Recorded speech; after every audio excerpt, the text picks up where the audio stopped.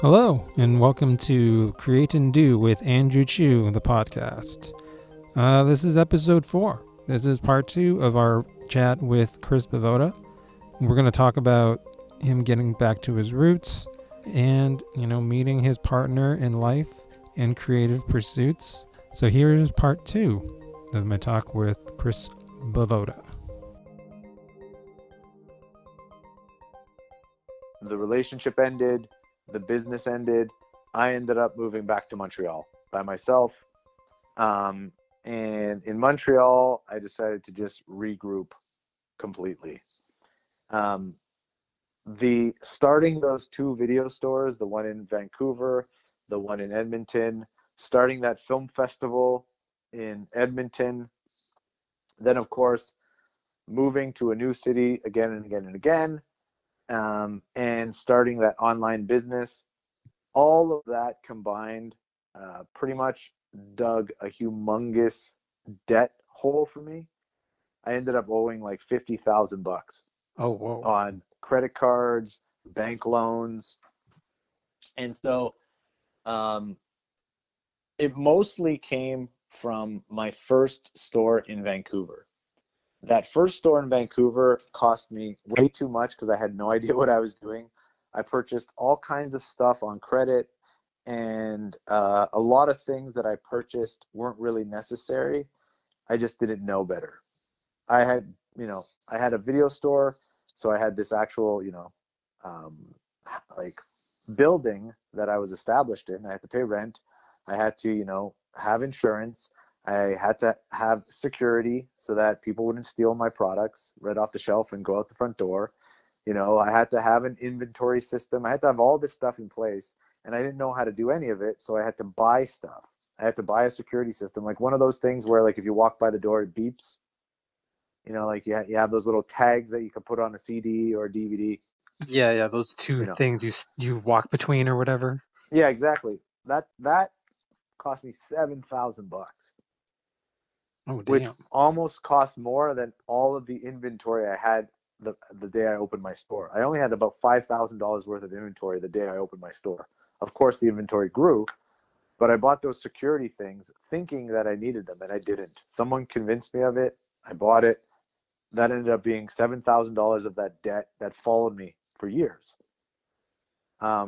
So the store in Vancouver, opening the store in Vancouver cost me about $50,000. When I sold it for very little. I was actually just going to close the store and move on, but somebody wanted to buy it, so I sold it. I think I sold it for like $10,000. And so I had that $40,000 of debt, $10,000 in my pocket. And in Edmonton, I opened up a bigger store with more inventory. I learned a lot from Vancouver, so I was able to do a lot more on my own.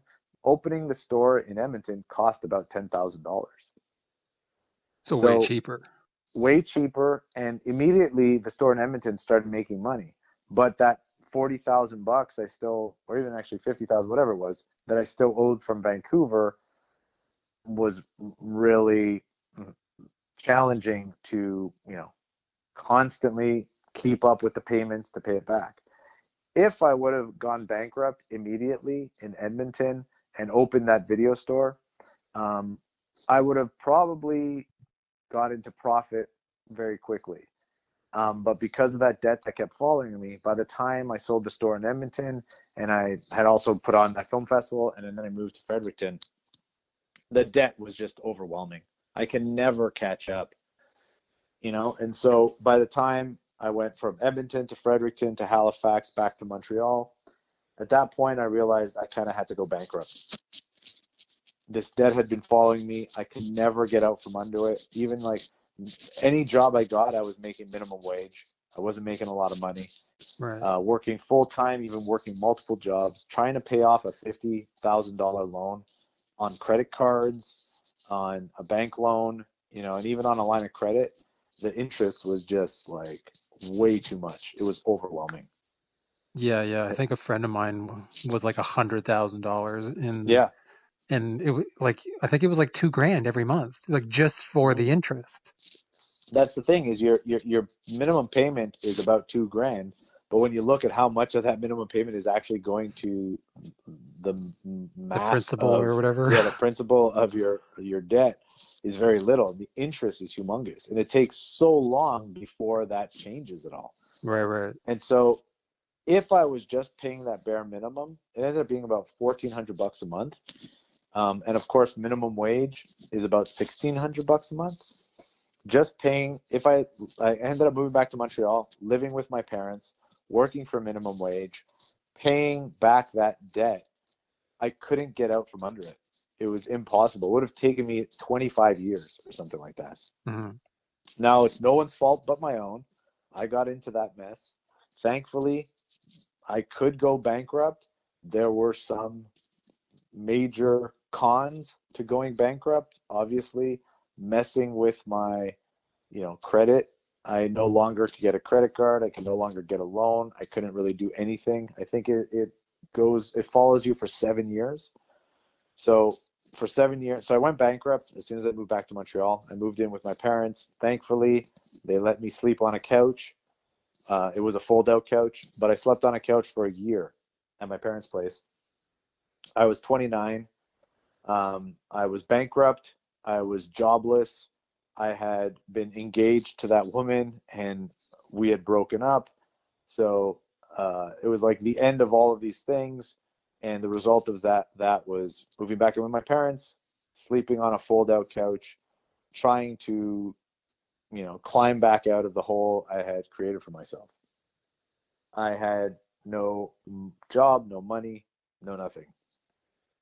Went bankrupt and slowly started to figure out how to restart my life again. My 20s were almost done. I was about to turn 30, and I didn't really know what to do. And then because I had kind of started in the direction of developing websites, I got that job with Chris Ross, who was back in Fredericton. When he gave me that job, I was back in Montreal by this point. So he offered me that job. I managed to figure out how to program to the level that he needed for me to do the work. And I did that job for 6 months. I sat in front of a laptop computer that I happened to have, a 13-inch laptop computer, and I programmed on that thing 8 hours a day. I just wrote code. And I did that for 6 months. And when that project ended, uh, Chris Ross was offered another job. He asked me to work on that one as well. And then I had the confidence at that point that I tried to freelance a bit, and I met some people in Montreal, and I got little gigs here and there. And I decided that maybe I could actually freelance doing web stuff. But while that was happening too, I got a minimum wage job as a video game tester. So I would work 40 hours a week as a video game tester, and then I would go home and I sometimes would work another 20 to 40 hours as a programmer. Um, and that was like my 29th year. That's what I did. I was working all the time. I had two jobs. I was trying to freelance as I was also working full time as a video game tester, making minimum wage, At testing video games. Ubisoft? It was at a company called Volt at the time. They were just like a third party Q&A company. So they were hired by different companies to test out all kinds of different games. Right, right. So it was never one specific company that I worked for. So it was all kinds of different ones. But I did that for about a year, and by the end of that year, I got enough work freelancing. It made me enough money that I could quit my minimum wage job and survive just as a freelancer. Even though I was working so much while I had that minimum wage job, I still wasn't making enough money. Right, yeah. And that's tough too, because like, I mean, I've done that too, where like you're working so much and Mhm. then your year goes by like that. Yeah. Oh yeah. And I was still living at my parents' house. I was still trying to figure out what to do next, and I had totally abandoned any idea of working in film. You know, it was just because I started making money. This was the first time I ever actually started really making money as a web developer. And so because I was making money and I was kind of working for myself in a way, I just put all of my effort and all my focus into it. And that year, by chance, I happened to meet somebody that is now my wife. That's Lee. Lee and I met that year as well. She was also just back in Montreal. She moved back to Montreal. She had gone to school in London, Ontario. She's from here as well, born and raised, but then she went to London to get her master's. And so she was gone for 3 or 4 years. We both happened to move back to Montreal around the same time. She was working at the YMCA. I was working at that video game testing company. She was living with her aunt and uncle. I was living with my parents. And I think as soon as we started dating, very quickly, I got my own apartment. Within, I think, a year of that, she moved in with me. Then within another year, we were married. And, everything kind of quickly changed because I guess at the end of my 30s, I realized, I have nothing to offer. I'm bankrupt. I lived at my parents' house. I work for minimum wage. If I feel like I want to, share my life with this woman, I want to make sure that I have something to offer. And so very quickly, I was like, I got to focus. I got to climb out of this hole, even though I have this bankruptcy following me now. If I really work hard as a developer and freelance, maybe I can make enough money that it won't matter that I can't get any credit. And so that's what I tried to do. And did you guys meet at the YMCA, or like how did you No, guys connect? we met through a mutual friend. I went to high school with her cousin, and one of my closest friends and her cousin were really close. And then so Lee and my friend Drew were close. And so when I moved back to Montreal, Drew was like, "Hey, we're going out. Why don't you come?" And so I met Lee just like by coincidence at a bar, but she was a friend of a friend. And then what's funny is that as we got to know each other, we realized we had met previously, years prior in Montreal, because we just were, both around the same group of friends. Right. And then, of course, after we got married, we found out that our families had even had connected throughout the years. So like my mother went to elementary school with her aunt. My great aunt went to high school with her other aunt. My mother taught her stepbrothers. At Wow. that video game company, I even worked with one of her other cousins, and I didn't even know it. It was really, really wild, like how small our world ended up becoming when we started dating, because our families have kind of like somehow interacted throughout the years. I guess Montreal is like Anglophone Montreal is a very small community. True. Yeah.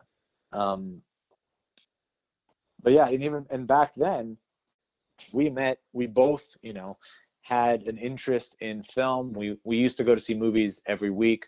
We both ended up going to the Fantasia Film Festival every summer to watch really wacky movies, but we never talked about collaborating. I never really thought about going back into film or anything like that. Um, but after a couple years of us being dating, an old friend from Vancouver, who happened to also originally be from Montreal, but we met in Vancouver, he got a grant from the government to make a short film. And he called me up and he's like, "Hey, would you be interested in helping me rewrite the script?" And that was the first time that I thought, oh, yeah, you know what? Maybe I do miss working in film. And so maybe I'll just work on this small short and, have that kind of fulfillment back in my life for a small period. But as soon as he and I started working on that short film, I just couldn't stop thinking about moving back into film. And so that short got made in like 2012. It ended up winning the audience award at Fantasia that year, toured around the world, won us some awards. And so immediately he and I started working on another short and then on a feature.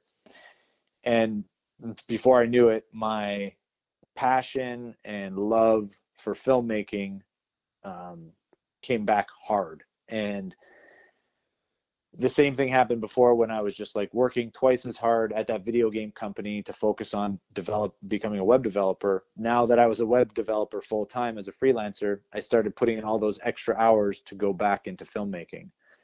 And so I would work, 35 to 40 hours a week as a web developer, 20 to 40 hours a week on screenwriting, filmmaking, whatever I could do.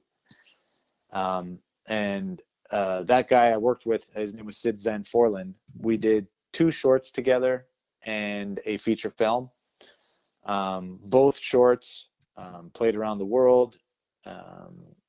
And the second short we did was released on a compilation on DVD and Blu-ray with a company based out of Toronto. And that compilation was called Minutes Past Midnight. So we have a short on that. And then Sid and I collaborated on a feature-length script, and that was the first ever pitch at the Frontière Film Market at Fantasia. Oh, whoa. Yeah, Sid and I were the first people to ever pitch at Frontière, ever. And when was that? Like, how? I don't even know when they started that. Like 10 years ago? Yeah, it was probably 2014, something like that. Oh, And okay. that first year at Frontière, that was the same year that RKSS were pitching Turbo Kid. There was a filmmaking duo there that ended up going on to make a movie called Radius. The people behind the upcoming release of Slacks were also there that first year. Also Bruce McDonald, Stuart Gordon. There were some pretty big names. Justin Benson and Aaron Moorhead behind Spring, Resolution, and Synchronic. They were there that first year. So there were a lot of people at Frontière that first year that kind of went on to establish themselves within genre filmmaking. Sadly, Sid and I, that project didn't get off the ground, but we met a lot of interesting people. We connected with a lot of talented people. And in the end, we ended up going in different directions. He kept working on that film, and he went on to direct a lot of television, do another couple shorts, and is currently, I think, in development on his first feature. I started to work independently. I decided to write on my own. I wrote my first feature by myself at that time, and it got a bit of interest, and I tried to move forward with some local producers. But nothing even happened with that. And so at that time, I decided to try and do my first short film. I ended up shooting a short that was a proof of concept for my feature. The feature was called Zomboni, and it was like a hockey horror film. And so I met some people and ended up making a proof of concept for it. And that was my first short as a director. And through that, I met a lot of great people. And Lee ended up being the lead in the short. So as we were working on that short, as I was writing, of course, Lee was always reading everything I wrote, giving me notes. On set, obviously it was very collaborative because she was my lead actress and I was her director.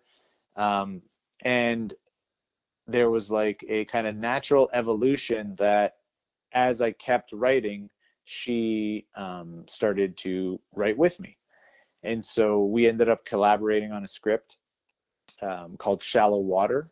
That was the first thing we ever kind of worked on together. It was based off an idea I had originally back in Vancouver that kind of never went anywhere. And together we wrote that script, and it got the interest of a local producer who optioned it. And after that, Lee and I sat down and we were like, do you think we should try and do this again? Is screenwriting something that we might be able to do professionally? And so we tried it again. We wrote another script, and then we wrote another script, and then we wrote another script. And while we were doing that and collaborating with that producer, he suggested trying our hand at co-directing. It was never something that we had thought of on our own. It was just something. He's like, you guys are always writing together. Have you ever thought of directing together too? He happened to be the producer who worked with RKSS on Turbo Kid and with Caroline and Steve on Radius. So he just happened to work with filmmaking, like groups, duos, and trios. So I guess because of that, he was like, have you guys thought about working together as a duo? Whereas I think a lot of other producers would not have thought like that, but he collaborated with so many filmmaking duos that it kind of seemed natural to him. And because Lee and I worked so closely together on the scripts, we thought, oh, let's try it. And so we ended up shooting a commercial together. We did a music video. We did some documentary work together. And collaborating as screenwriters and collaborating as directors worked really well. It seemed to be natural. We seemed to both gravitate to different things on set, so we were able to pay attention to multiple things independently of one another and then come together and improve on things together. So as we were moving forward as screenwriters, we started thinking about moving forward as directors as well. And we decided that one of the scripts we had written that we were getting some interest on was an adaptation of an H.P. Lovecraft story. And we decided to put our names down on the project as co-directors. From that moment, we started working on, designs, ideas, concepts, everything we thought always about first as screenwriters, second as directors. And everything became a collaboration, and it improved, I guess, the total vision we had for that project. It kept getting better and better in our minds as we got closer and closer to making it a reality. But then, of course,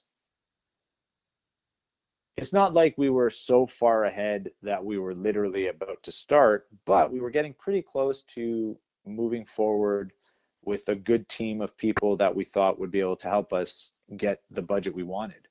And then it just didn't happen. And we had spent almost a year to 2 years on that script and getting it produced. And the idea of going another year because we had missed some deadlines for grants or whatever it was really devastating. And I felt like I have been chasing this dream for almost 20 years. I moved to Vancouver when I was 20. At this point now, I think I was 40. So to have that project fall apart, I was just like, I keep waiting. I just keep waiting for somebody to give me permission to make a movie, the kind of movie I want to make, the way I want to make it. And I'm kind of tired of waiting. Was that before or after I met you? In it was probably the year you and I met. We met at TIFF, right? That's right. It was at TIFF that I had all these meetings and that everything was going in the right direction for that project. And then as I drove home to Montreal the next day, Lee and I were driving home and we were super excited, very positive, and we got like 3 phone calls in a row that were just like, no, no, no. And we had to drive home in this really negative space. And we said to each other, we have this car ride to feel sorry for ourselves, but the moment we get back to Montreal, we have to regroup and figure out what we're going to do next. And what we're going to do next has to be something. And something that isn't just waiting, but is actually producing. And so we have to produce something ourselves, obviously within a budget that we can afford, within a timeline that we could pull off. And that is what turned into Dead Dicks. So before TIFF, before I met you, Dead Dicks wasn't really anything. It wasn't one of the scripts that Lee and I had worked on. It was never really an idea that she and I had discussed. It was just something that I kind of had a nugget of, like a simple concept was in my mind. It's been in my mind for years. But before TIFF, nothing had ever happened because everything with that Lovecraft film fell apart. The next day in Montreal, I said, I have an idea that I think we could turn into a feature film. I think if we raise 25 grand, we can shoot this in like 10 days, 2 weeks, and we could edit it ourselves. We could do post-production ourselves. We could try and find some friends or some people to fiddle around with the visual effects. And the deadline to submit it to Fantasia next year is May 2nd. So if we write this script right now, which is November, in November of 2018, if we write the script, we shoot it in March, by May 2nd, we could submit it to Fantasia. That was all we had. And it was a goal we set for ourselves. And then we just started moving forward every day, doing something to achieve that goal. Whether it was we worked on the script, we called up somebody to see if they'd be willing to give us $500 or $1,000. And every day we did that. We did multiple things every day to work towards that goal. So that by the end of November, we had our first draft. By the end of December, we had raised 25 grand. By the end of January, we had found our crew and our cast. And in February, we just started pre-production. We had meetings every week. We had to figure out locations. We had to figure out costumes. We had to do all of that stuff. And that came in February, and we shot March 5th. From March 5th to March 16th. I think that was what we shot. Monday to Friday, and then it was done. Right. So that was just like 15 months ago or whatever. So that was March 2019. And then by May 2nd, we had a rough cut ready. From the moment we finished shooting, the Saturday, we finished shooting on the Friday. Saturday, we had to break down the apartment, clean everything up. Sunday, we had to return all the equipment. So Monday, Chico, Persh, and me, he was the editor, we got together, we sat down, and we started going through the footage. And from the moment we started editing up until May 2nd, we didn't stop editing the footage, working on the sound, finding music, sourcing all the stuff out that we needed. On May 2nd, we submitted a very rough cut. And then by whatever it was, I think it was July 1st or the end of June, we found out that we got in. Did you submit on the last day? May 2nd was the last day. We had till midnight. Oh my gosh. Yeah, usually you hear that you shouldn't do that as a filmmaker because they've already... For sure, because that means sometimes they've already seen all the movies they want to program, right? Exactly. So we came in at the last minute. Now, of course, I have been going to that film festival since the first year. I've been going to Fantasia since like 1996. And I've had a couple shorts play there, so I know a lot of the programmers. And I don't want to say that I did or didn't receive any special treatment. I don't know. But we submitted. It was rough. And, they saw something in it and they liked it. And, we managed to get in. And I think Fantasia is a very unique film festival in that it is so big. And so, of course, they screen the top genre films from around the world at the time of the festival. They always screen some of the coolest movies that are being released. But they also screen a lot of weird indie films that most likely would never get into other film festivals, because a lot of the other film festivals only look at those big genre films. They don't dive deeper. But because Fantasia is so big and they screen so many movies, they're able to really dive deep. And so films like ours, when we screened, we were in a small section. We played with a film called The Deeper You Dig, The Lake Michigan Monster, and there was one other film. I can't remember the other film we played with. But Lake Michigan Monster and The Deeper You Dig and Dead Dicks toured around the world together. They were all indie films made by friends or family for very little money, and we ended up going to tons of festivals together, and we were very lucky that we played at Fantasia, that even as filmmakers, we all connected, and that we got to tour different festivals with those films and with those filmmakers. And we all experienced the same thing at Fantasia. The fact that our movies were so small, but they got to play at such a big festival. So I think I was privileged in the fact that I knew some of the programmers, and so maybe they gave us a shot that otherwise we might not have gotten. But, Dead Dicks ended up being a way better movie than we imagined we could have made at that time, because we never really directed anything narrative together like that, like we had done doc, commercial, music video stuff, but actual narrative work, we didn't make any shorts as co-directors. I had directed Lee in a short, or in 2 shorts, but she was the actress, I was the director at the time. And so with Dead Dicks, we really don't know what it was going to turn into. So we felt very lucky that it turned into anything, and that it got into multiple festivals, and that it even got a distribution deal. Like, it's more than we could have ever imagined. The original idea was to just make a movie, so now we had a portfolio piece to show people, and that even if the movie sucked, we could probably squeeze out 5 to 10 minutes of interesting footage in there that could show people that we can make a movie.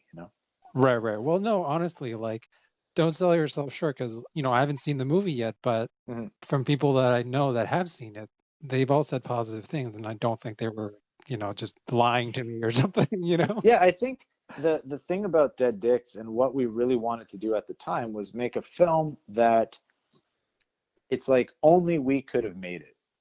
It really expresses who we are as people, as filmmakers, as storytellers.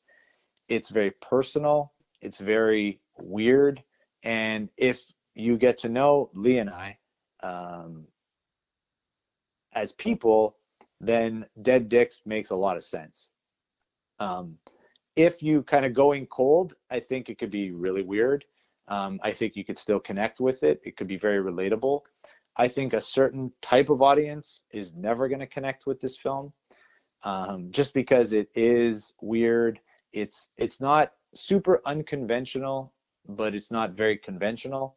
And to tell you the truth, it's not the most accomplished film in the world. Like we had very little money, we had very little time, and we were inexperienced as filmmakers. So a lot of what you see, it goes back to, like we were talking about before, you see those fingerprints all over this movie. But within the fingerprints that you see on this film, there's a lot of love, passion, and joy. Everybody who worked on this film, I think, experienced the same thing. We collaborated, we expressed ourselves, and we connected. I'm very proud of the film. I'm very shocked by the fact that it's been received so well. Well, I mean, that's really the best kind of surprise. Of course, like I didn't think that a year down the road, this is where that film would have led us. I was hopeful, but I've tried to do this so many times in my life with so many different things, and usually on the other end of it, what I often say is that at least I learned from the experience. I have the knowledge now. I'm off on the other side of it, and I'm better for it. I'll know not to make those mistakes again, but at least I tried to do what I wanted to do. I may have failed, but I tried. And this is the first time, I think, where I'm like on the other end of it, and I'm like, I tried and I didn't fail, Right. Mm-hmm.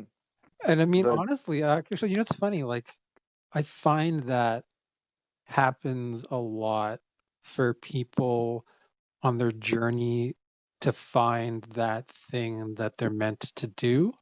Mm-hmm. So a friend of mine that I went to university with, he's super successful now, but even back when we were in university, Like, I went to school for design, like a 4-year program. And so at the end of the, at the end of the 4th year, you have this show, where everyone shows off their work or whatever. Hmm. And, like, of course, everyone's evaluating everyone, of course. And Yeah. everyone pretty much agrees. It's like he is one of the top 3 designers in our class, like deservedly, because he's amazing. But Hmm. it's funny because up until his, like him picking up design or whatever, he had literally been fired from every job he had ever done Hmm. until this one. you know? Yeah. So yeah, it's just like that thing, like where. Yeah. Well, I find, like looking back at all the things I've done, it's not like, oh my God, I'm so accomplished or anything like that. But the things that I've done um, really filled in a lot of empty spots that I had inside of me. And I learned and I grew because of each of those things. And as much as I was chasing this dream for 20 years, if I would have succeeded 20 years ago, I honestly don't think I'd be very proud of the stuff I would have done. The type of filmmaker or even the type of man that I was 20 years ago was very different. And even I have scripts. Thankfully, I have scripts that I wrote back then so I could kind of revisit the mental state I was in. And I was very angry. I was very lonely. Um, and a lot of that came across in what I was writing. And I'm glad in a way that I didn't get to make some of that stuff because that's not who I am anymore. And I'm not proud of a lot of those thoughts. You know what I mean? Right, yeah. And so, Dead Dicks, 10 years from now, I will still be proud of what Dead Dicks says. Like I will, of course, still see faults in the film because no matter what, when you create things, like it's a lot easier to look at the negative sides of it than it is to admit to the positive sides. And so, of course there'll be that, but I am very proud that Dead Dicks expressed kind of like the things that it expressed. And it was very cathartic, and very important at the time that Lee and I were writing this to say those things.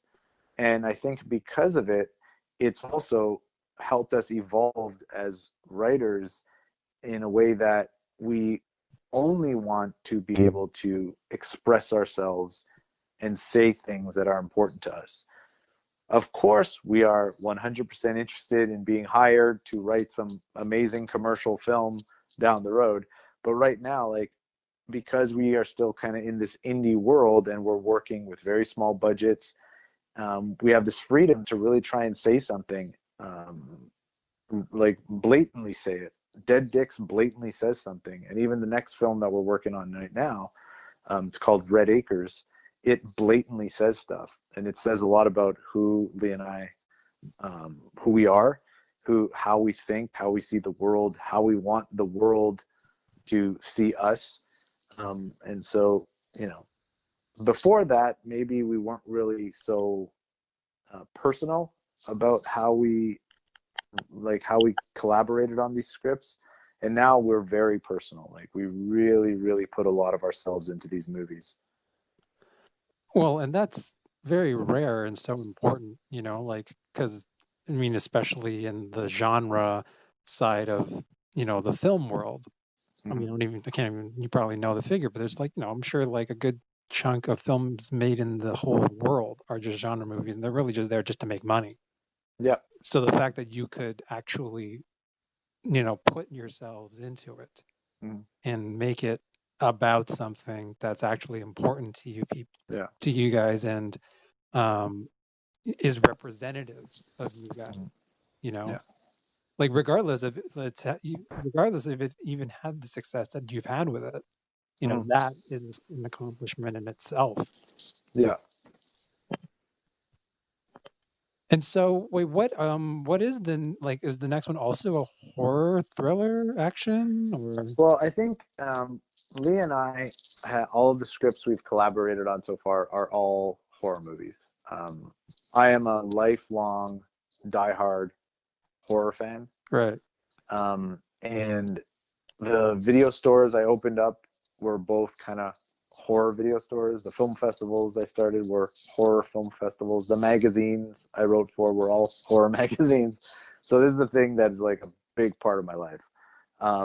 And the types of movies we are interested in making aren't only within the genre, but up until this point, we've expressed ourselves in horror in a way that uh, you know allows us to say something maybe pretty grand, but because it's wrapped up in the horror package, it doesn't seem so blatantly obvious in a way. Like it's not so soapboxy. We're not standing up there shouting things. We're like telling movies about mental health in a way that has an asshole on a wall spitting out larval sacks of people. Like it's such a weird concept. It's such an over-the-top sci-fi horror concept, but at its core, it's about mental health, love, support, stuff like that. And if it was just about mental health, love, and support, and that's all we had going, I think it might feel like an after-school special. So within the genre, I think you could really push ideas and express yourself in a way that isn't so, blatantly obvious or so melodramatic. With our next project, Red Acres, it's a similar approach. Red Acres is about relationships, it's about generations, it's about race, it's about love, sexuality, like all of these things, but wrapped up in a horror film that at its core is about, a man who has sex with a plant. So like that's what you tell the funders.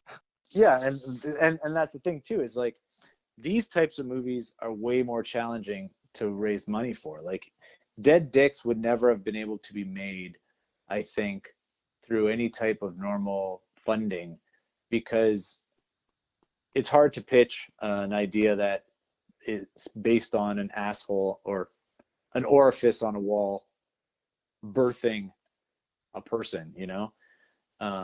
And with this one, the same thing. Like if we were just making a movie that's like about vampires, werewolves, or something easy for people to understand, it might be easier to get it funded. Not to say that obviously if you're just pitching a vampire movie, people are throwing money at you. It's hard all around, but it's even harder when your ideas aren't as commercial. Mm-hmm. But we're not at a point where we really want to spend years of our lives chasing commercial projects right now. That will come in time, but right now, because we're still working at this smaller scale, these kind of like indie projects are maybe a lot more thought-provoking, a lot more challenging, a lot more subversive, because we're allowed to still be that way because we're not costing people millions of dollars. Yeah, exactly. When you get the big paycheck, it's like having a big handcuff on you. Exactly, and there's a reason why certain filmmakers, thrive in that environment and certain filmmakers can't. Some filmmakers are very stubborn and can't compromise. I think at this point we are kind of like that, because a few producers that have given us notes and they're like, killing this character is really going to make the audience unhappy. And then we're like, yes, but killing this character is expressing this. And this is what we're trying to express with this character, with this moment, and with this movie. And they're like, but if you don't kill her, more people might be into watching this movie. And then we're like, well, I can't really disagree with a producer who just is trying to make the most marketable movie possible. But for myself, I'm like, yeah, well, I still want to express certain things, and some of those things are going to make people uncomfortable. Right, yeah. And it's also, in the horror genre, so I think people kind of go Mhm. for that anyway. Yeah. But I also like Dead Dicks is not a horror film in the sense that it's going to scare you, Right. and I think that's why a lot of people, I consider it a horror film. Lee considers it more of a science fiction film. We both consider it a dark comedy. But even marketing wise, our distributor, our sales agent, they're like, oh, it's a sci-fi horror comedy. It's like, it's because there's a lot of those elements in there. But in the end, it's like horror fans, if they're just looking for a quick jump scare or gore, Dead Dicks isn't going to give them that. Dead Dicks, what makes it horrific to me is how unsettling it can be, emotionally unsettling. You know what I mean? Yeah. And for science fiction fans, it's not so grounded in science or science fiction in a sense that it's gonna, like take you beyond your imagination. The sci-fi elements of it are very basic.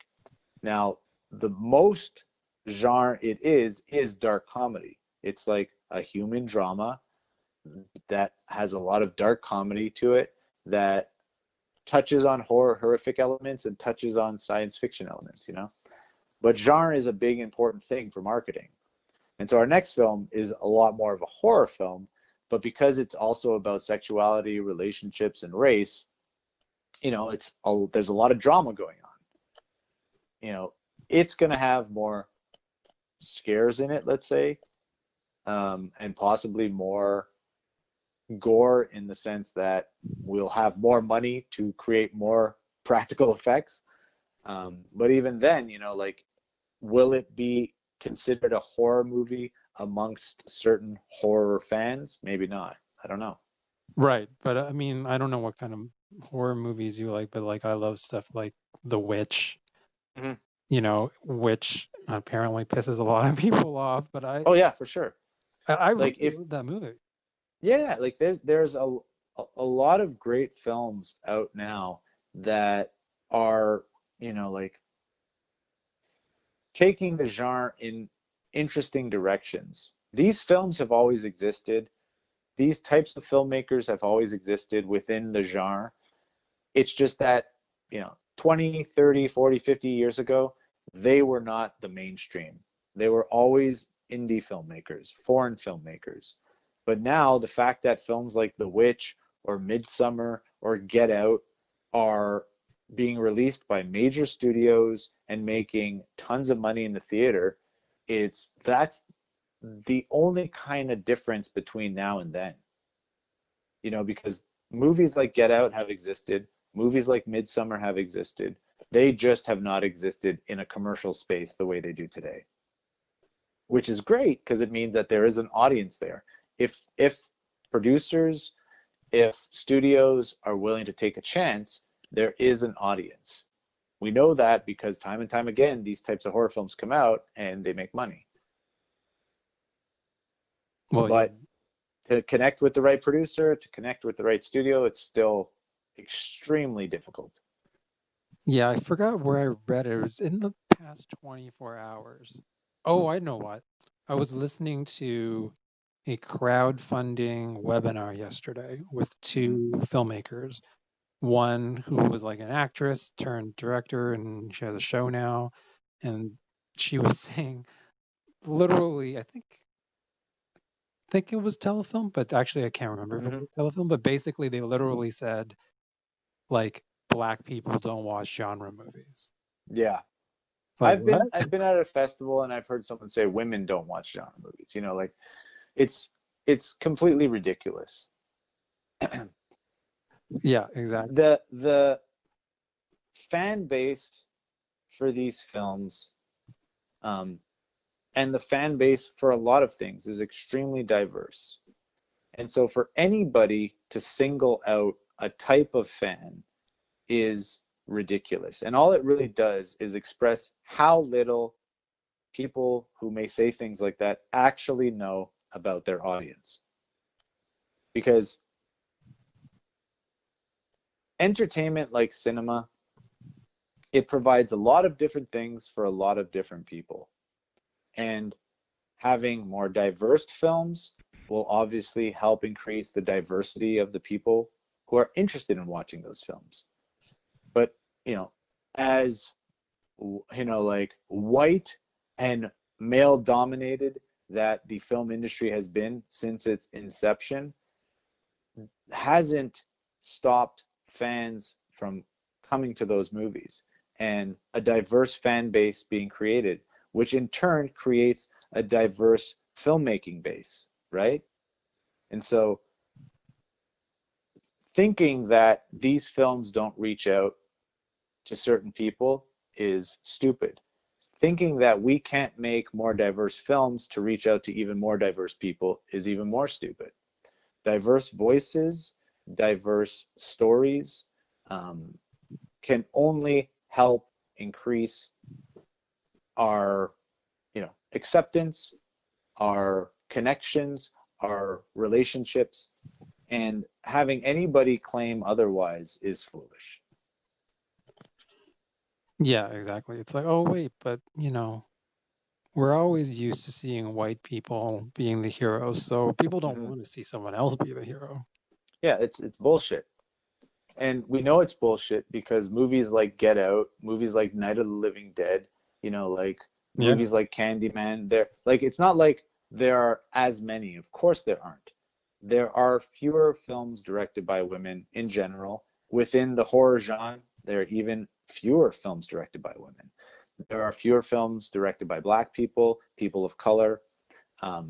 But the films that have diverse characters, not just based off of their gender or their ethnicity, but even on their sexuality. Like these films connect with people in ways that we never know. Seeing yourself represented on television, in film, in advertising, it has a huge effect on people. And allowing that to exist is important, and supporting that to exist more is even more important. So claiming that we can't make a movie with a specific type of story or a specific type of character because there's no audience for that is bullshit. It's just, like repeating the same shit to try and keep the same thing happening, because change is a problem. Yeah. It doesn't mean that it shouldn't happen. Change needs to happen. The people that are there telling us that there's no audience are the people that we need to get the hell out of there, because they don't have any idea as to how it works or what people want. Yeah, exactly. So like we're really interested in making sure that when we make our movies, we are part of the positive change in this industry. With Dead Dicks, we tried really hard and we succeeded at having gender parity on set. A lot of the heads of departments were women. We offered a lot of opportunity to people with very limited experience, mostly because we had a limited budget. But it was important to make sure that was represented. Like even in our characters, there are 6 men in the film. There are 6 characters in the film. 3 are men, 3 are women. And on set, it was pretty much like that. Like we split it down the middle. We happened to shoot on International Women's Day, was one of the days we were on set, and we took a picture of the women on our crew, and it was a huge group of women. That's really cool. Yeah, and so we want to do the same thing if we go down to Georgia and we shoot Red Acres. We want to take it to that next level too, not just gender parity, but diversity amongst the entire crew. So that is important to us. It's utterly despicable to think that as a species, all we really want to do is close ourselves off as much as possible to different people, different ideas, different cultures. How can that be beneficial as a species? Yeah, exactly. I mean, like, I think we're finding out now with this whole coronavirus thing. It's like, yeah, nature hides diversity because it's redundancy, and you can't put all your eggs in one basket because if one thing fucks up, then you're really screwed. That's why Yeah. there's over 300 strains of corn, Oh, for sure. There's something to be said, I guess, for um, allowing multicultural ideas or concepts to influence art, entertainment, so that, what's coming in and what's going out and what's hitting the eyes of all of these young minds helps open those eyes further, helps open those minds, helps challenge any type of, like thought that has been put into place subconsciously of superiority, to allow people to see what the world really is. We don't live on an island all by ourselves. Like we live in the world with other people. And other people are very important because none of us could survive alone on an island by ourselves.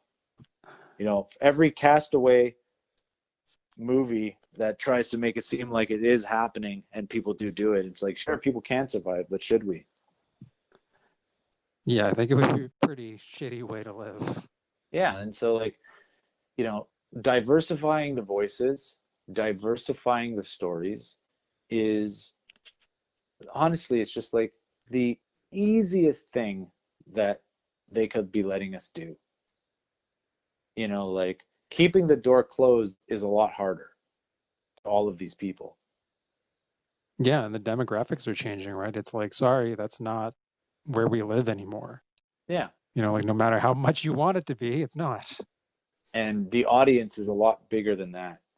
So making a movie, even if you just look at something like any subject ever that you have the least interest in, period, there are people out there that are interested in that. Like I'm not a big sports fan. As much as I wrote a movie about hockey, I don't know anything about hockey. I literally don't. I had to ask all of my friends questions as to what happens in hockey when there's a blue line and a red line, and I think you could something happens when the puck anyways, point being, there are subjects out there and very few people might be interested in them, but they're still people.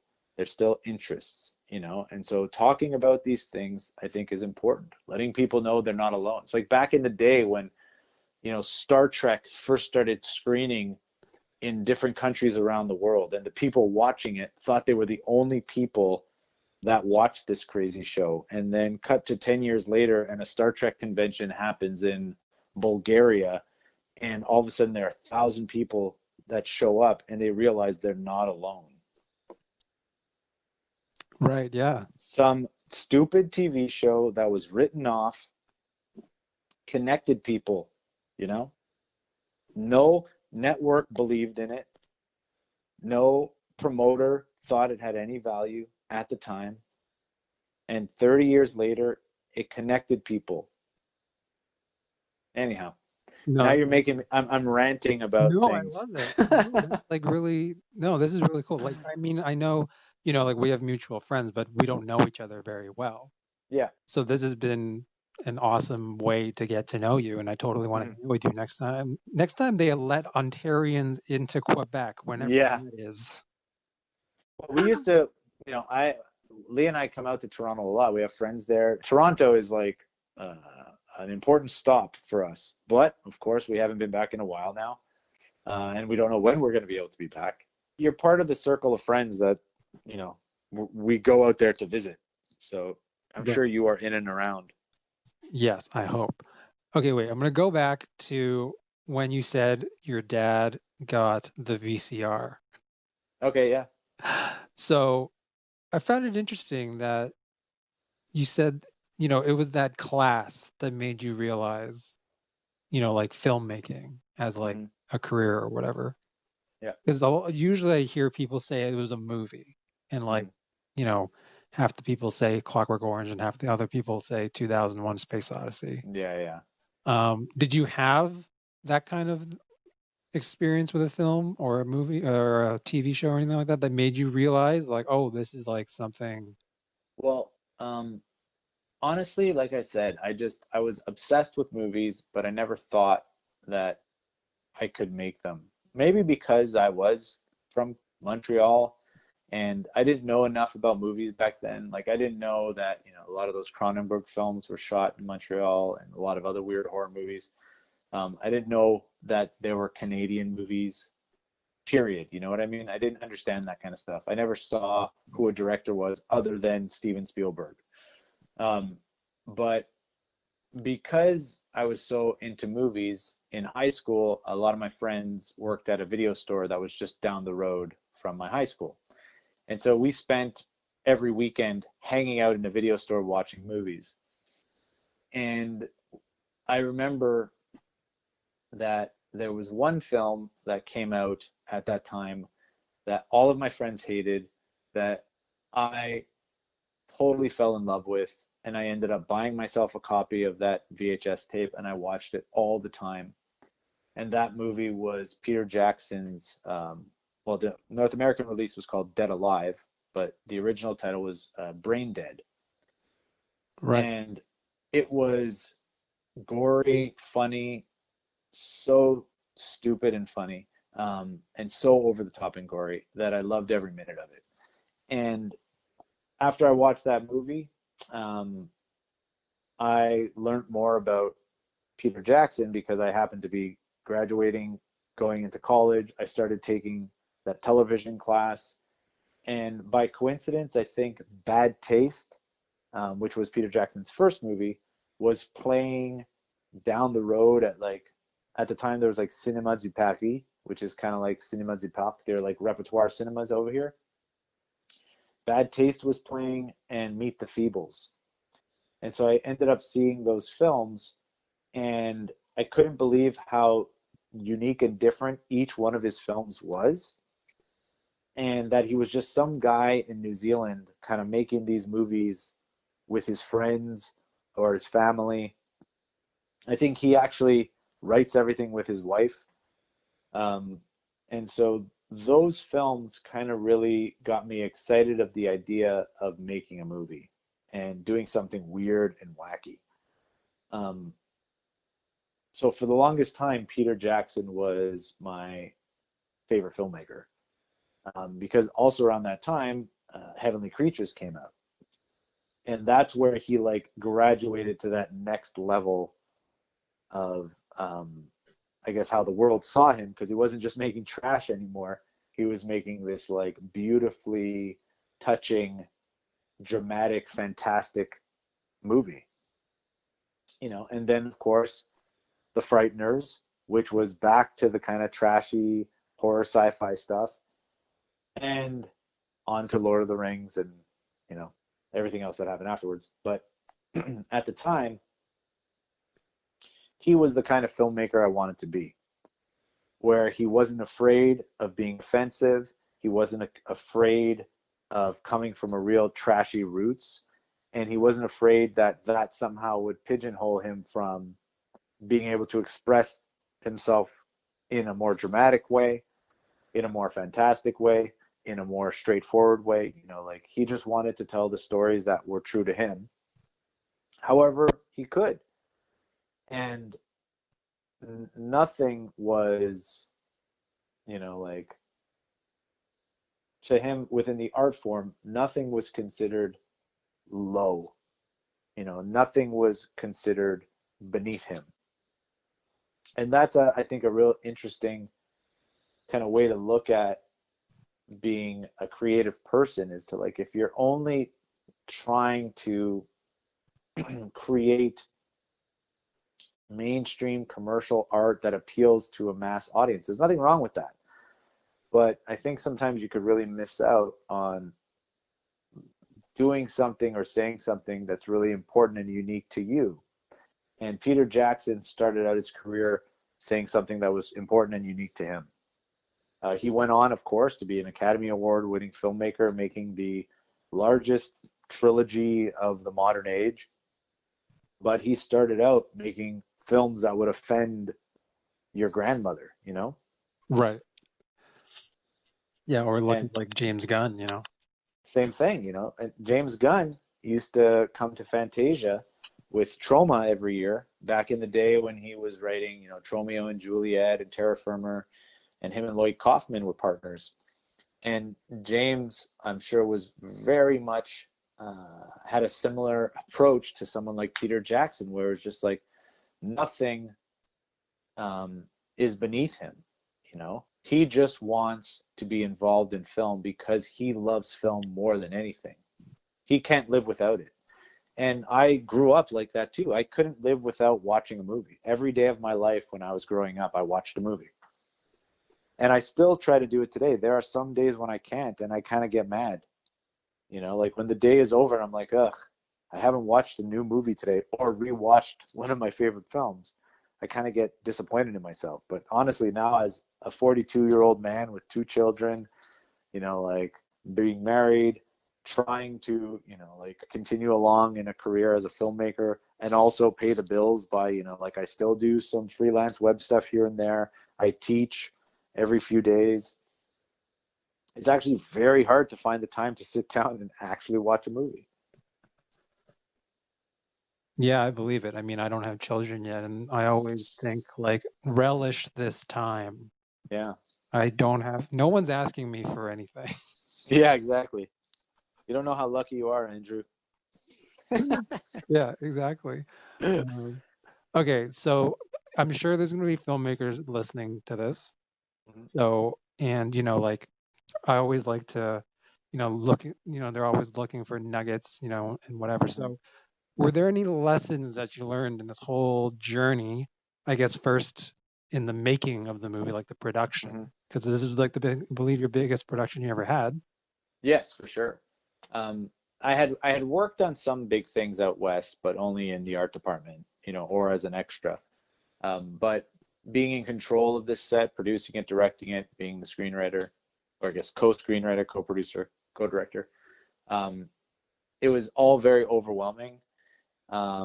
It took actually a while for me to feel comfortable on set, even with just yelling action or cut or something like that, because it felt like I didn't deserve to be the person doing that. So it was weird to adjust at first. Ideas on your set can really benefit you for sure. Yeah, that's very well said. I mean, I didn't go to film school either, so I basically learned through, you know, like DVDs and, Yeah. you know, VHS and whatever. And that really is like, seems to be like the connecting thread that I always hear, you know, like about good directors. Yeah. Yeah, I And find like, you know, like you're as a director, you're hiring alone is something you really got to plan for. And I thought we were planning for it, but I didn't know to the extreme that it was really required. So a still photographer and a behind the scenes photographer and someone to actually schedule a photo shoot are all things you got to think about while you're shooting your movie. If you happen to have access to the actors afterwards, you're very lucky. If you keep your costumes, then you could always do it afterwards. But if not, you know, like you might be shit out of luck. And so planning for that promotion slash marketing side of things, it's very important because if you can't promote or market your film, you can't release it. And same can be said for paperwork. The most boring side of filmmaking is all the paperwork. But without that paperwork, you can't release your film. If you don't have release forms for all of your actors, all of your extras, all of the sound, like all of the music you're using, if you don't have releases for that, you can't use it. You got to get rid of it. If you don't have things like chain of title, affidavits, notarized that's saying you are the owner of the screenplay, and all that stuff, like so much paperwork that you actually need and you don't realize it. Even insurance.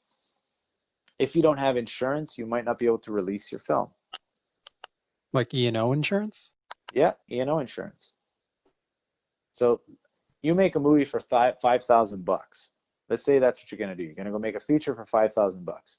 You finish the feature, you've made it, it's pretty darn good, but you don't have any promotional material.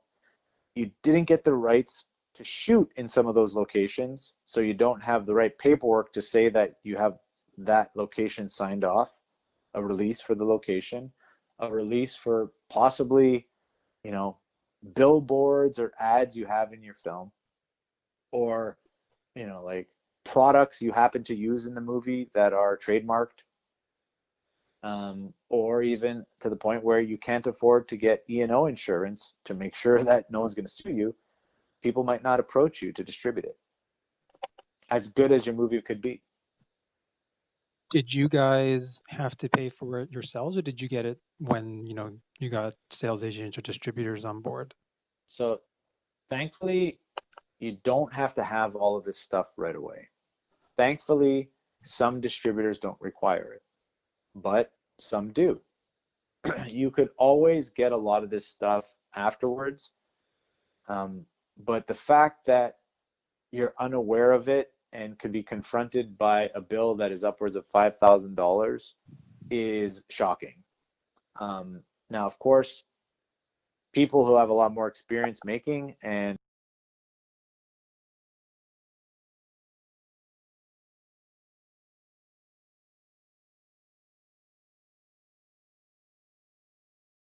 are forced to understand how it all works as a trial by fire, and it's painful. And now that I know that, I will prepare for it next time. But I think a lot of people are not aware of the whole distribution side of things and what is expected of you as a filmmaker. Independently, I was like, I don't understand what this is. I don't know what that is. How am I supposed to make that? And did you figure it out? Were you able to do that? Oh yeah, we figured out some stuff. Other stuff we had to pay for. Like we just couldn't do it on our own. Okay. And so coming at the other end of it, thankfully, we actually came in under budget. The movie itself cost around 21 or 22,000 bucks. So we had 3,000 bucks sitting there at the end, and it went quickly for post-production, for legal fees, for you know, all those little extra things we weren't prepared for. And we still had to spend a bit more money that we ended up putting on a credit card. So in the end, the movie cost about 27, let's say. But you know, that last $5,000 we spent was for stuff that if we would have known earlier, maybe it wouldn't have cost us as much. Right. It was like last minute stuff, and it was stuff we might have been able to ask people about earlier on.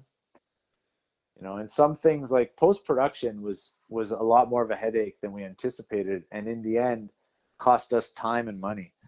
And if we would have just been maybe more willing to approach a post-production house first to ask them some questions, we might have avoided all that stuff. Right. All right, great. That is, I mean, I'm sure, filmmakers listening to this would like love to know that, because, get a third photographer, or, stage certain shots. Yeah. Then that's the thing, is like, take that extra minute after you yell cut to actually say freeze and have a photographer take like 15 consecutive shots of the actor on set in the moment to actually have a high quality still. Because a lot of people don't realize that even if you shoot in 4K, 4K is pretty much the equivalent of 4 megabytes, right? Or megapixels, whatever it's called, in regards to photos. So a 4 megapixel camera was obsolete, I don't know, 2005 maybe. So if you're just taking a screen grab from your 4K file, it's just 4 megapixels. It's very small. Most photographers now are taking 12, 16, 25, 48 megapixels with their camera. So a photographer who's there with an actual photographic camera taking a photographic still, the quality is way higher than just the grab off of your video footage. And that high quality still matters, because if you happen to make a hit and they create posters and billboards and all kinds of things, you need those high quality photos. You could obviously get by without them, but I mean, it's a very simple thing to just do right from the get-go. Yeah, exactly. It's way easier to plan for than to kind of Exactly. make up for it later. Yeah. Okay, let's talk about this release, because I'm Sure. super excited about it when you told me about it. You know, like Yeah. we're living in a very streaming first world now. Mm-hmm. I'm someone who still buys a lot of movies. So when you told me this, I was like, that is super cool. Yeah, we're shocked. There's a DVD and Blu-ray release coming out in the US, I think maybe in the UK, and also in Canada. 3 different companies are putting out 3 different versions. I even think there's 3 different covers, which is kind of cool. And so in the States, it's coming out through Artsploitation. In Canada, it's coming out through Raven Banner. In the UK, a company called, I think, 101 is putting it out on Blu-ray and DVD, and they have their own edition. So, But then the content will be the same because you made it all, or well, we have delivered different content to Raven Banner because they asked for different content. And so then Raven Banner was like, would you be interested in doing any extra things for us, like this, this, this, and this? And we said, oh, we could do that, we could do that, we could do that.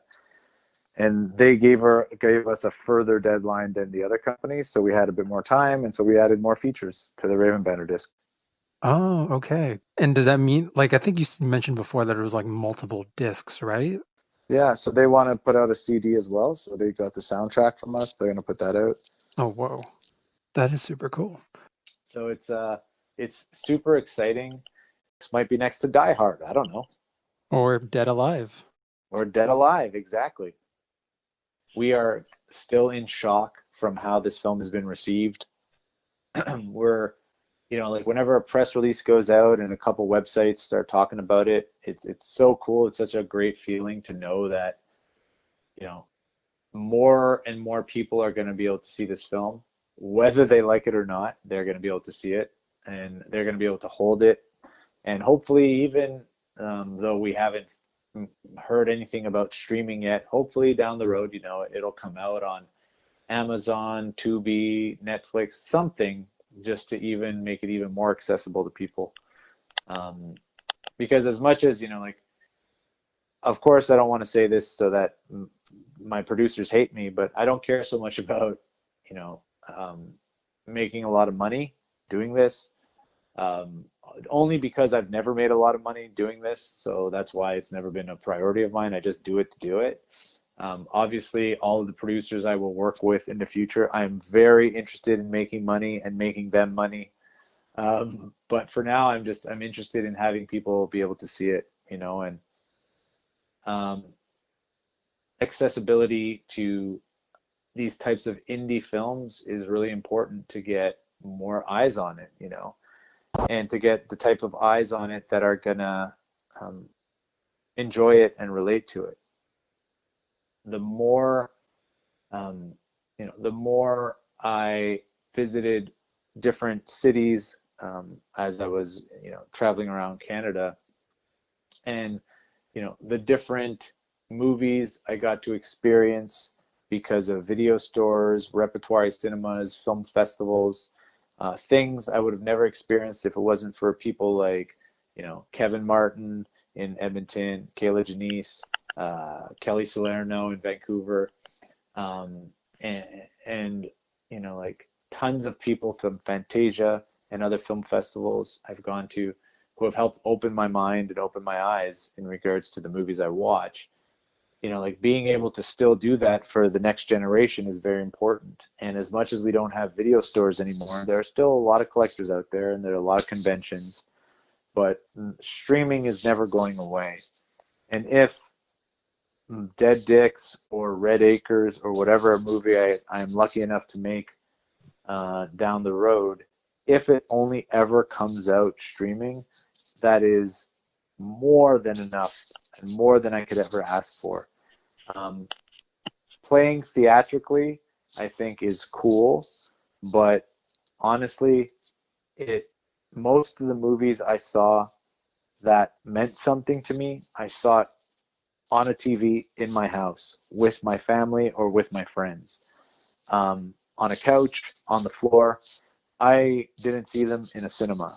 And so, as much as watching a movie in a cinema is cool, seeing a 35 millimeter print of an old film is cool.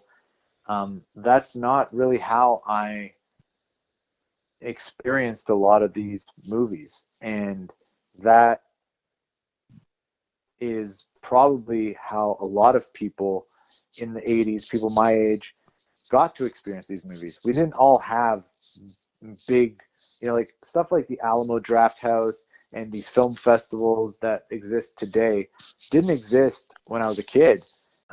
And so, like, I don't really think that the format matters. It's just about the experience. And so whether or not I get to have my movie on a Blu-ray and DVD, it's super cool. If it ever plays in the theater, well, it has played in the theater because of film festivals. But if it ever gets an actual theatrical release, it's cool too. But I mean, all that matters in the end to me is just making sure that people get to see it. And if that means it's only coming out through streaming, then that makes me excited and proud. Yeah, and I mean, like, yeah, it's just you also access so many more people, that, like, even at the biggest theaters, I think here in Toronto, I think the Ryerson Theater during TIFF, that's only like an 800 seat theater, Yeah. And like how many screenings can you do a day? Like 3, 4 at most? Yeah, And yeah. it's not going to be full. With streaming, like you can have 10,000 people watch it simultaneously. Yeah. And the reality of it is not everybody has access to a theater. Not everybody even has access to streaming, like, so it's hard for some people to access movies no matter what. But we're very privileged when we live in big cities that have film festivals or, like cinematheques or repertoire theaters and stuff like that. But that's not the same experience for everybody. And to say that there's only really one way to experience movies is foolish, because we can't, negate the fact that people out there may not have the ability to see a 35 millimeter print of 2001, like, or The Exorcist or Seven Samurai. They might only have access to some shitty VHS that exists at a corner store that they could rent. You know what I mean? We Yeah. can't devalue that experience. Yeah, and I mean, even personally, like this, I know this is going to be blasphemy to a lot of cinephiles, but the first time I ever saw Kubrick's Barry Lyndon was it was actually just randomly playing on TV on like a Saturday afternoon, and I watched it on a 12-inch television. Yeah. And it was still captivating. I was like, I don't know what this is, but I have to keep watching it. Yeah. I've seen movies on black and white TVs, like I've seen movies on very small TVs, like we're very lucky now in the sense that like pretty much everywhere you go, there's a big screen, flat screen TV. Like almost everybody I know owns a 32-inch to 55-inch flat screen television. When I was a kid, we had a 19-inch cathode ray, like bubbly TV that weighed about 300 pounds. And my entire family used to sit around and watch cable TV on that. We had 2 channels, and then we got that VCR so we could watch movies. But every movie I watched back then was on a VHS tape. Yeah, exactly. And if you look at, I think the resolution of VHS is only like 300 or 400 pixels or something. Well, yeah, it looks like the thing is now we're conditioned to seeing DVD in high definition. So when you go back and watch a VHS tape, you can very much see a degradation of quality.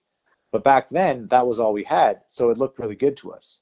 We didn't know there was anything better. Of course, seeing a 35 millimeter print in the movie theater looked great compared to my 19-inch, like crappy television. But now it's like these high definition screens, surround sound system. The way I get to experience a movie in my own house is very different than I did when I grew up. So Yeah. I don't know. I don't devalue seeing a movie at home. And I don't think, even when it comes to making a movie itself, I don't devalue shooting on digital compared to shooting on film. When I first started out, I had to shoot on film because it was more accessible, and getting a high quality digital camera didn't really exist.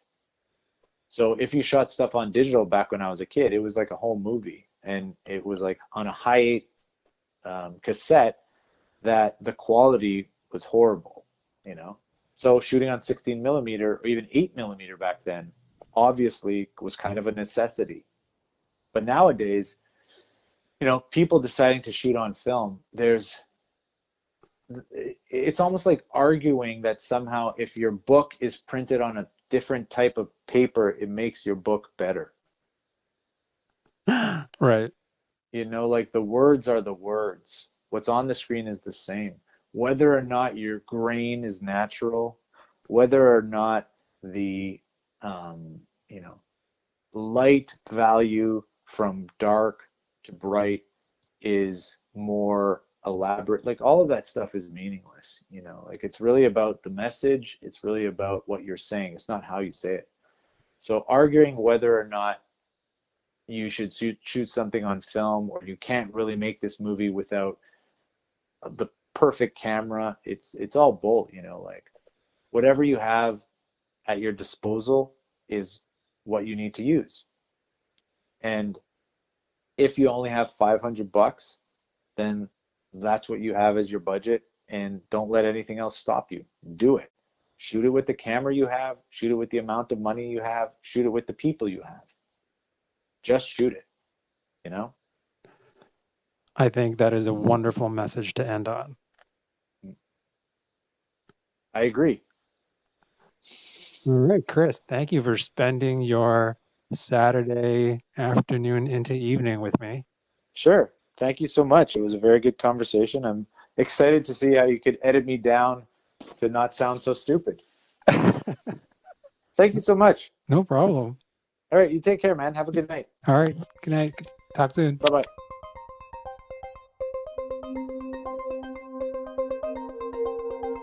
All right, that was part 2 of our talk with Chris. I hope you enjoyed it. Next week we have someone also very, very exciting. And actually, really I think it was the original person that inspired me to kind of capture these stories with people I know. The next guest we have has a lot of history, a very rich history of creative pursuits in their life. So yeah, stay tuned for our next episode because I'm very excited. Please, give us feedback, subscribe or comment or like if you can. It does help. And so we know someone's listening and people are interested in what we're doing and we'll try to look for more people to talk to. All right. Thanks for listening. See you next week.